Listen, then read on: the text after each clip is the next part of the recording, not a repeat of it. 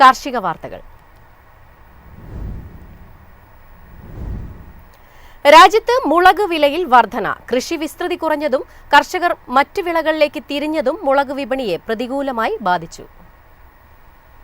കഴിഞ്ഞ വർഷം വിലയിടിഞ്ഞതോടെ മുളക് കർഷകരെല്ലാം ചോളം, പരുത്തി, പുകയില തുടങ്ങിയ കൃഷിയിലേക്ക് മാറിയിരിക്കുകയാണ്.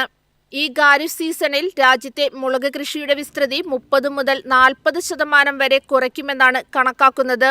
മധ്യപ്രദേശ്, മഹാരാഷ്ട്ര, ആന്ധ്രാപ്രദേശ്, തെലങ്കാന, കർണാടക എന്നീ സംസ്ഥാനങ്ങളിലെ കർഷകരാണ് മുളക് കൃഷിയിൽ നിന്നും പ്രധാനമായും മറ്റു വിളകളിലേക്ക് മാറിയത്. കൃഷിഭൂമി വിസ്തൃതി കുറഞ്ഞതും പുതിയ സ്റ്റോക്ക് വിപണിയിലെത്താൻ കാലതാമസം നേരിട്ടതും സമീപ ദിവസങ്ങളിൽ ഉണങ്ങിയ ചുവന്ന മുളകിന്റെ വില വീണ്ടും ഉയരാൻ കാരണമായിട്ടുണ്ട്. ജൂലൈ, ഓഗസ്റ്റ് മാസങ്ങളിൽ കിലോയ്ക്ക് ഏകദേശം 130 രൂപ മുതൽ 135 രൂപ വരെയായിരുന്ന വിലയിൽ നിന്ന് ശരാശരി വില 15% വരെ വർദ്ധിച്ചിട്ടുണ്ട്. ഇന്ത്യൻ മുളകിന്റെ ഏറ്റവും വലിയ വാങ്ങലുകാരായ ചൈന ഇതിനകം തന്നെ കൂടുതൽ വാങ്ങിവെച്ചിട്ടുണ്ട്.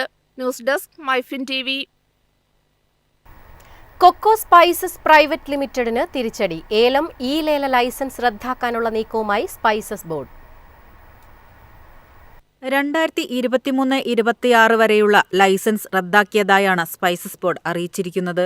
1987 ഏലത്തിന്റെ മാർക്കറ്റിംഗ് ആൻഡ് ലൈസൻസിംഗ് നിയമങ്ങളുടെ ആവർത്തിച്ചുള്ള ലംഘനങ്ങൾ ചൂണ്ടിക്കാട്ടിയാണ് ബോർഡ് ഈ നടപടിക്കൊരുങ്ങിയത്.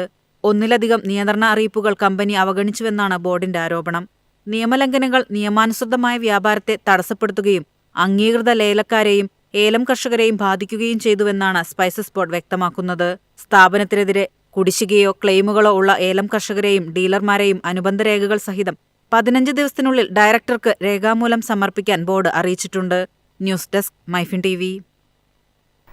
അയൽ സംസ്ഥാനങ്ങളിൽ നിന്നുള്ള നേന്ത്രക്കായ വരവ് ഉയർന്നു. കേരളത്തിലെ കർഷകർ പ്രതിസന്ധിയിൽ. സംസ്ഥാനത്തിന്റെ പല ഭാഗങ്ങളിലും നേന്ത്രക്കുലകൾ വിളവെടുത്തു തുടങ്ങിയെങ്കിലും സംഭരിക്കാൻ ആളില്ലാത്ത അവസ്ഥയാണ്.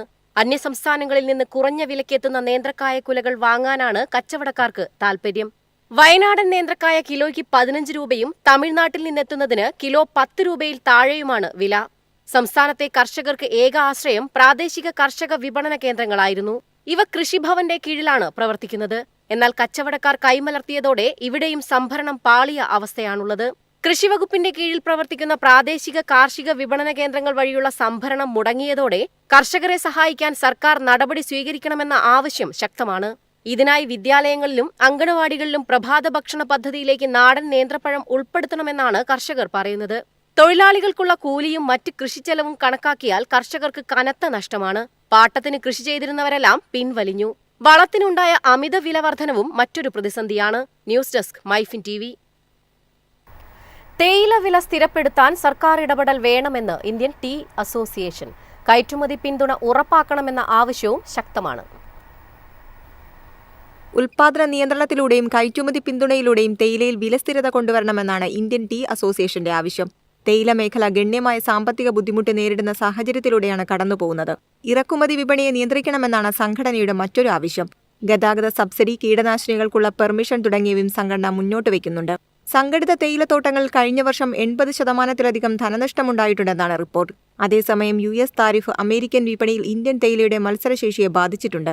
റഷ്യ, ഇറാൻ, UK തുടങ്ങിയ പരമ്പരാഗത വിപണികളിലേക്കും പശ്ചിമാഫ്രിക്ക, മിഡിൽ ഈസ്റ്റ് എന്നിവിടങ്ങളിലെ വളർന്നുവരുന്ന വിപണികളിലേക്കുമാണ് ഇന്ത്യ ഇപ്പോൾ കയറ്റുമതി സാധ്യതകൾ തേടുന്നത്. News desk, MyFin TV.